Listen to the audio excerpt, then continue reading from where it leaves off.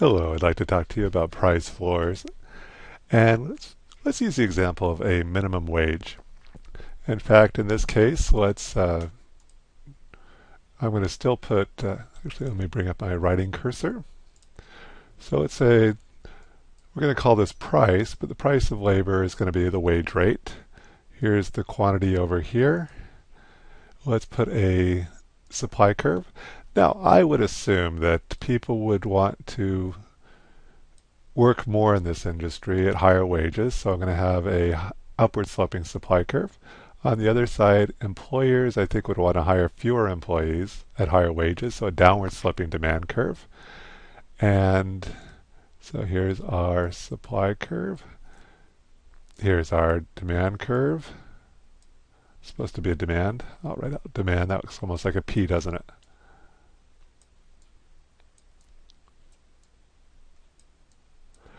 Okay, there's supply and demand. Equilibrium price.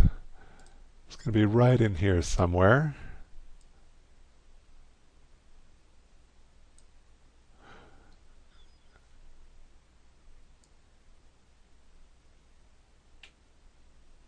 That looks pretty good, doesn't it? And I like to put dashed lines in here to show the equilibrium price. Now, in this case, let's say our equilibrium price is $6 an hour. Let's say we have 1,000 people willing to work at that price.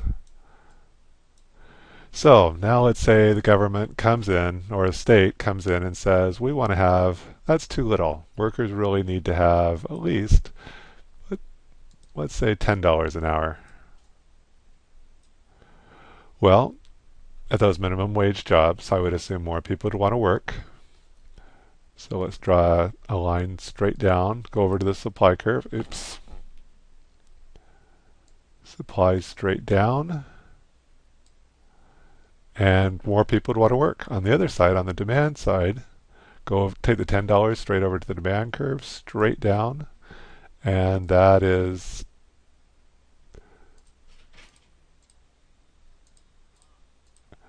how many people are going to how many workers firms are going to want to hire. I'm going to put dashed lines just to show, take the $10 over to the demand curve. That's we call quantity demanded. Let's assume more people want to work, something more than 1,000. Shall we do 1,200? So you have 1,200 workers willing to work. Something less than 1,000, shall we say 800? And so what we have between these 1,200 and 800 is what? Surplus of 400?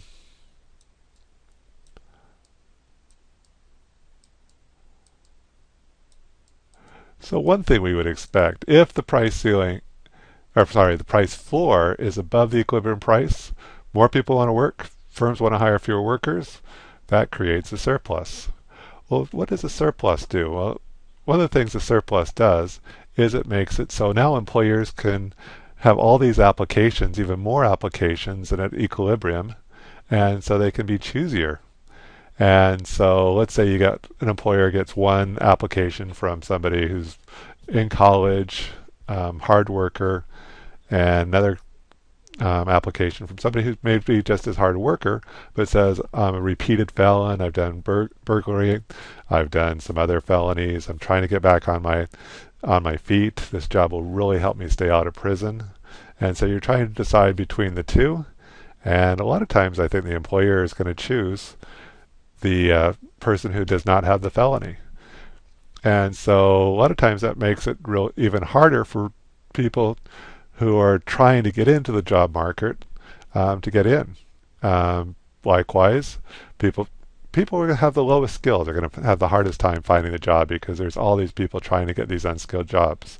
So we tend to find teenagers have a very high unemployment rate. Currently, I think African American teenagers have an unemployment rate of I don't have the exact number in front of me, but I believe it's over 40%. But other teenagers, I believe it's around 20%, much higher than the normal unemployment rate. And in fact, The supply curve shows the opportunity cost. Down here we have people with very low opportunity cost, not a lot of other opportunities. Way up high on the supply curve.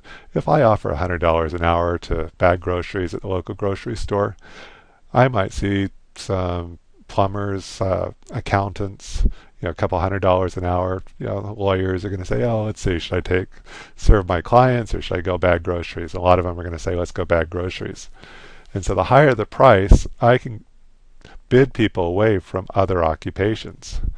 But then basically I've ranked people from down here, people who are willing to do it for really cheap, to people who are willing to only be willing to do it if you pay them quite a bit of money. So let's say we have a person up here.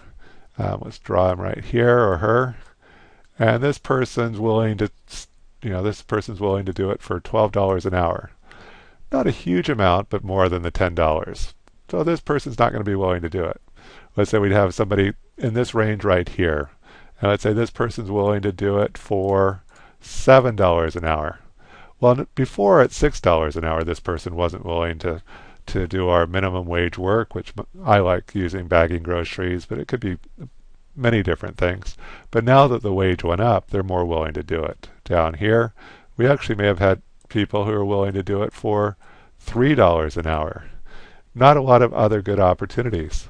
But these people were willing to do it before, and they're still going to be willing to do it.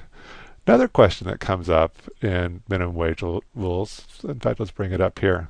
Different states have different floors, and some states have floors that are below the national minimum wage, such as a few years ago, Kansas, when the minimum wage in other states was $5.15, they had a $2 minimum wage. A lot of southern states don't have minimum wages, and so the question comes up. In the southern states that don't have minimum wages, in the states that have minimum wages below the national average, what's the minimum wage? Well, it tends to be whichever is highest. So if the national minimum wage is $7 an hour and your state says $5 an hour, well, your law says it can't be less than 5. National says it can't be less than 7. Which one of the two minimums is the highest?